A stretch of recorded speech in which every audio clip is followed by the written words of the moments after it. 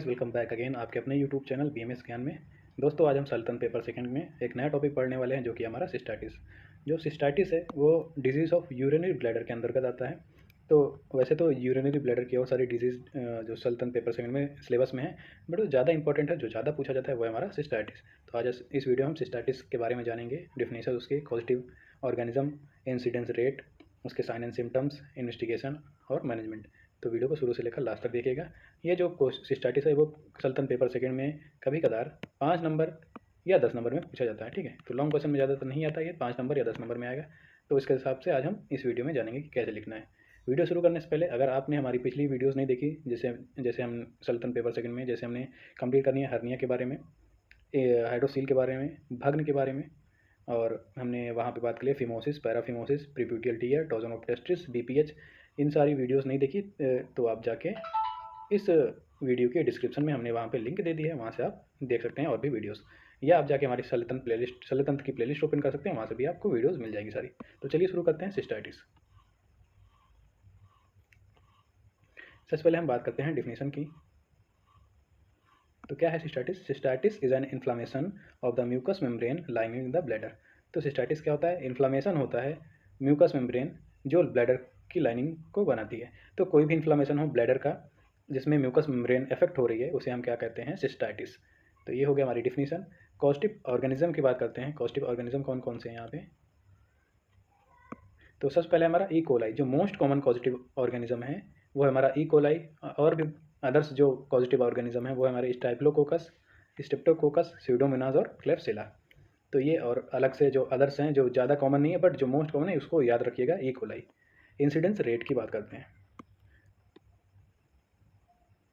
तो women are more prone to cystitis than men. जो women होती है, फीमेल्स जो होती हैं, वो ज़्यादा प्रोन है सिस्टाइटिस के लिए as comparison to men, because their urethra is shorter which makes it easier for bacteria to reach bladder.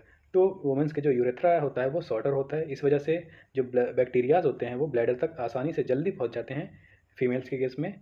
जबकि मेन में जो होता है यूरेथ्रा जो होता है वो लंबा होता है, उसकी साइज़ ज़्यादा, लेंथ ज़्यादा बड़ी होती है, इस वजह से वो बैक्टीरियाज जो होते हैं वो ब्लैडर तक आसानी से नहीं पहुंच पाते हैं। इस वजह से इंसिडेंस रेट जो है वो वुमेंस में ज़्यादा देखने को मिलता है। अब हम प्री डिस्पोजिंग फैक्टर्स के बारे में बात करते हैं। तो सेक्सुअल इंटरकोर्स हो गया पहला। Pregnant women, patients who have urinary catheter, people who have diabetes और a urological disease, women who have already had a cystitis after menopause, BPH and residual urine. These are the most common risk factors for cystitis. In case of male patients, BPH and residual urine is the most common risk factor for the cause of cystitis. ठीक है, तो sexual intercourse हो सकता है। it can be a risk factor for cystitis. Pregnant women, patient who have urinary catheter, तो because catheter लगा है तो वहाँ पे बैक्टीरियल इन्फेक्शन होने के ज़्यादा चांसेस रहते हैं। कैथेटर के थ्रू बैक्टीरिया इंटर कर सकते हैं ब्लैडर तक, डायबिटीज़ वाले पेशेंट्स में, या कोई और यूरोलॉजिकल डिजीज़ हो। और ऐसी वुमेंस को जिनको पहले सिस्टाइटिस हो चुका है वो भी ज़्यादा प्रोन रहती हैं सिस्टाइटिस के होने में, और आफ्टर मेनोपॉज और बीपीएच और रेसिडुअल यूरिन में। अब हम बात करते हैं टाइप्स की। तो जो टाइप्स बताएंगे वो दो हैं। पहला हमारा एक्यूट सिस्टाइटिस और दूसरा है क्रोनिक सिस्टाइटिस। एक्यूट सिस्टाइटिस क्या होता है? एक्यूट सिस्टाइटिस वो है दैट अकर सडनली, और क्रोनिक सिस्टाइटिस क्या है? इस जो लॉन्ग टर्म से, मतलब लंबे समय से बना हुआ है, उसे हम क्रोनिक सिस्टाइटिस बोलेंगे। इसको जो नाम दिया गया है इसको वो बोलते हैं इंटरस्टिशियल सिस्टाइटिस। तो क्रोनिक सिस्टाइटिस की जगह पे आपको इंटरस्टिशियल सिस्टाइटिस लिखना है, आईसी शॉर्ट फॉर्म है इसका। तो इसको इंटरस्टिशियल सिस्टाइटिस जो होता है वो क्रोनिक होता है, और एक्यूट सिस्टाइटिस, दो टाइप्स हो गए इसके। अब हम बात करते हैं क्लिनिकल फीचर्स ऑफ सिस्टाइटिस। ये पहला यहाँ पे एक्यूट सिस्टाइटिस के बारे में ये है, तो यहाँ पे बीच में लिख लीजिएगा एक्यूट सिस्टाइटिस। ठीक, तो clinical features of acute cystitis की बात करते हैं। तो इंक्रीज फ्रीक्वेंसी ऑफ यूरिनेशन या micturition, urgency of urine, urge to urinate after emptying of bladder, burning micturition, haematuria, pyuria, low grade pyrexia, pain which radiate into entire abdomen and up to back. तो क्या क्या देखने को मिलता है symptoms? तो frequency जो रहती है वो मिक्चुरेशन की वो ज़्यादा बड़ी हुई, इंक्रीज हुई देखने को मिलती है। अर्जेंसी ऑफ यूरिन देखने को मिलता है अगर सिस्टाइटिस का पेशेंट है तो। और urge to urinate after emptying of bladder, bladder के खाली होने के बाद भी अर्ज रहती है यूरिनेशन की। साथ ही साथ बैक्टीरिया इन्फेक्शन है तो जाहिर सी बात है वहाँ पे बर्निंग मिक्चुरेशन होता है। हेमेटोरिया होता है in case of rupture of blood vessels. Pyuria first cells देखने को मिलती है यूरिन में। और साथ ही साथ लो ग्रेड पायरेक्सिया मतलब फीवर देखने को मिलता है, और पेन जो कि इंटायर एब्डोमेन और up to the back radiate करता है। अब हम बात करते हैं clinical features of interstitial cystitis. तो initial symptoms are increased frequency and pain. तो इनिशियल सिम्टम्स क्या हैं, तो उसमें देखने को मिलता है कि फ्रीक्वेंसी जो रहती है वो यूरिनेशन की इंक्रीज हुई देखने को मिलती है, साथ ही साथ पेन जो होता है ज़्यादा देखने को मिलता है। तो दो चीज़ हो गई।